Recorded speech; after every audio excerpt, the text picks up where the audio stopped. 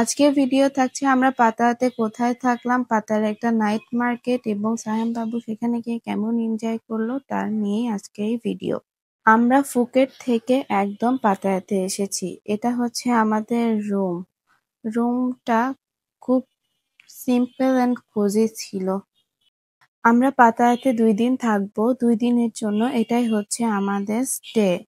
মানে simple room, যেখানে যেটা থাকা দরকার সেখানে সেটাই আছে।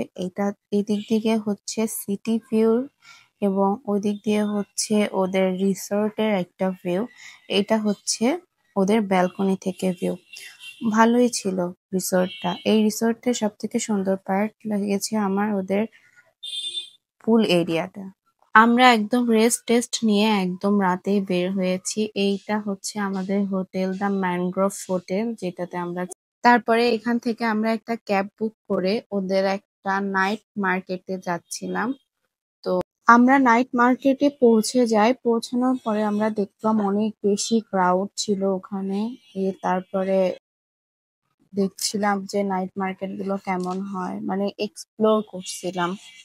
আমি যখন থাইল্যান্ডে যাব তার আগে যখন রিসার্চ করছিলাম যে হচ্ছে কোথায় গেলে চিপে মার্কেট করা যায়, তো তখন হচ্ছে দেখেছিলাম যে ওদের নাইট মার্কেটে গেলে আমি ভালো শপিং করতে পারবো, কিন্তু আমার ওখানে গিয়েও ওদের দামগুলো অনেক বেশি লেগেছে বাংলাদেশের তুলনায়।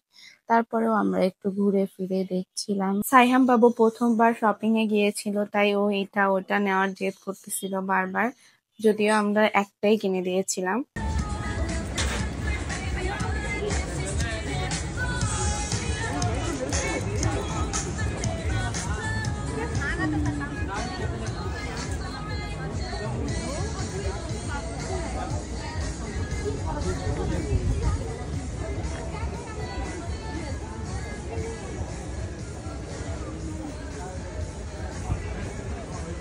এখান থেকে বের হয়ে তারপরে আমরা পাতার ওয়ার্কিং স্ট্রিটের দিকে যাচ্ছিলাম। যে যাওয়ার পথে একটা বার্ড দেখে সায়াম বাবু সেই নাচতেছিল, অনেক এনজয় করতেছিল। তারপর আমরা একটা ক্যাব বুক করে পাতায়াতে যাচ্ছিলাম।